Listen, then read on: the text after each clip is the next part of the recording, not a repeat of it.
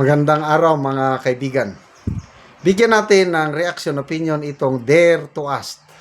Sabi niya, Senator Amy Marcos wants impeachment trial to begin. Ayan, sabi ng Senate Majority, forthwith na, agad-agad. Nasaan na ang articles of impeachment? May iba ba kayang timing na hinihintay? Ipasa nyo na. Ang daming drama kasi. Ang gusto at hiling lang naman namin ay tamang paraan, tamang proseso, hindi sarsuela. And we know that. Ano yung sabi nung kasagsagan pang hearing? Nasa atin ang bit. Now, nasaan na yung bit? Nawala na. Nagbotohan. 257 strong. Wow. Ang dami, ano? Kailang, sabi nga ni Congressman Joel Chua, ninervyos daw sila. Kasi, nung nabalitaan nila na nagkaroon na ng kodita sa Senado, ninervyos. Dahil, ano nang mangyayari sa articles of impeachment?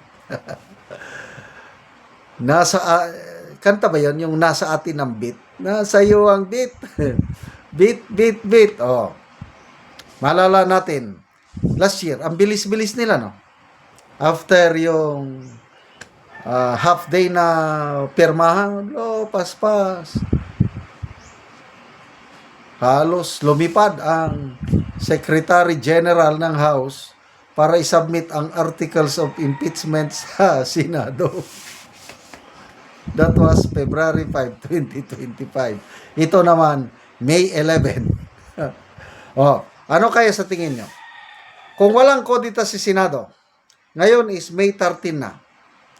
Baka by this time, na-submit na ang articles of impeachment. Kailang, ang tanong, kailan i-transmit ang articles of impeachment? Kaya tanong dito is, may hinihintay pa ba na timing? Ang timing dyan is, gagawa sila ng paraan kung kaya nila na maagaw ulit ang liderato sa Senado. Kasi useless. Pananaw ko lang ito. Dead upon arrival. Diba kung sa pasyente, dead on arrival. May disgrasya. Ambulansya, pas-pas. Pagdating, tingin ng doktor, wala na. Time of death, sabi. Dead upon arrival. Dead on arrival.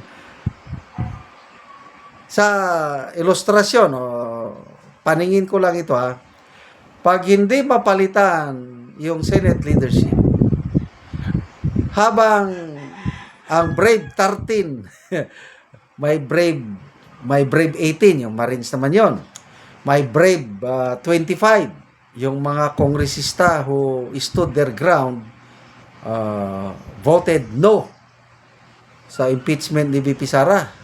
So ito naman sa Senado, Brave 13. Tinawag pa ng isang pare, si Father Reyes, tinawag niya na mga Judas, traidor. Yung 13 na yan. Kaya nanawagan si Father Reyes sa Siam, itong minority ni Soto na, gawan nyo ng paraan para mabawi nyo ang majority. Yon ang gagawin nila. Yon ang timing na hinintay para maibalik sa kanila ang bit. So, ganyan talaga ang buhay. Buhay politika. Maraming nasyak. Sabi nga ni Senator Soto is, I was shocked. Halos hindi ako makapaniwala sa nangyari, sabi niya. Kung sa drama pa, na biglang nagkaroon ng twist yung istorya, at hindi ako maniwala, gusto kong sampalin ang sarili ko. Ganun ba? Masakit. Dahil hindi siya makapaniwala na yung dati niyang kaalyado, matagal na silang nagsama ni Senator Loren Legarda, ay ganun na lang, basta-basta siya iiwan sa ere at sumakabilang bakod. Kaya masama ang loob nilang dalawa ni Senator Lacson. Imot na nga si Lacson eh. Sabi niya, okay man lang yung tatlo. Sino yung tatlo? Okay lang si Pia Cayetano dahil kapatid niya si Alan Peter. Okay lang yung magkapatid na Villar dahil alyado naman talaga yan ng Duterte. Ang kinasama namin ng loob, si Legarda na matagal naming kasama, at least nagpaalam man lang sana. Walang papaalam. Talagang masakit ang loob ng dalawang yan. So, challenge! Kudita ulit. Sabi nga ni Senator Soto, anything can happen. It happened to me, I think, ilang bang beses, sabi niya, 5 times na ata, o 8 times, na habang nandyan siya sa Senado is nagkaroon nga talaga ng biglaang kudita. So, nasanay na ako niyan.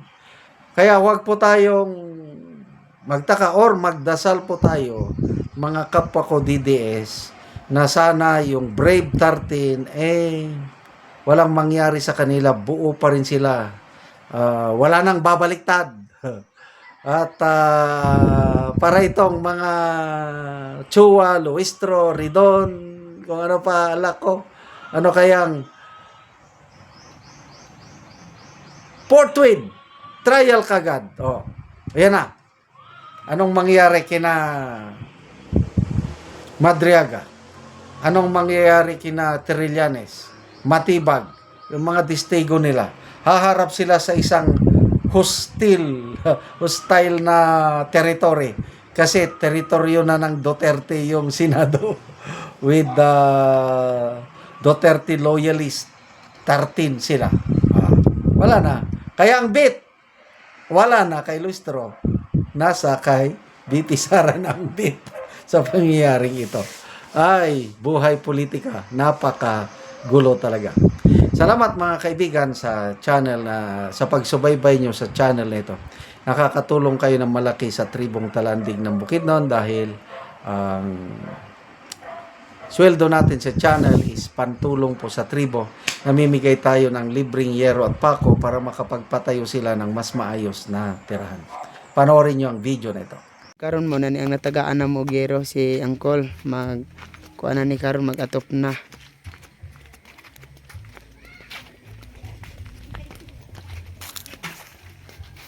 So muna niya ang iyang ipatindog nga iyang atopan karon.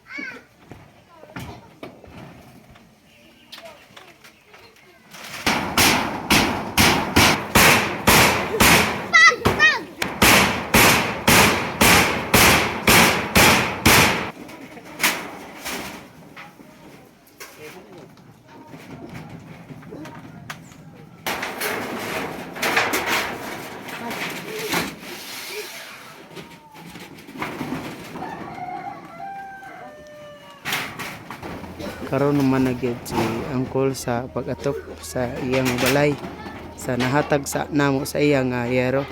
So maayo na gyud nga tan-awon. Unang-una, nagpasalamat ako sa Ginoo ug ikaduha sa naghatag aning sin nga nagka-atop na gyud ko. Oo. Sulod sa pipila ka tuigan nga akong giantos ang akong balay nga kaulanan karon di na gyud ko maulanan. Salamat kay Kol. Nagpasalamat ako sa Ginoo kaninyo sir ug ako manghinaot. Salamat kaayo.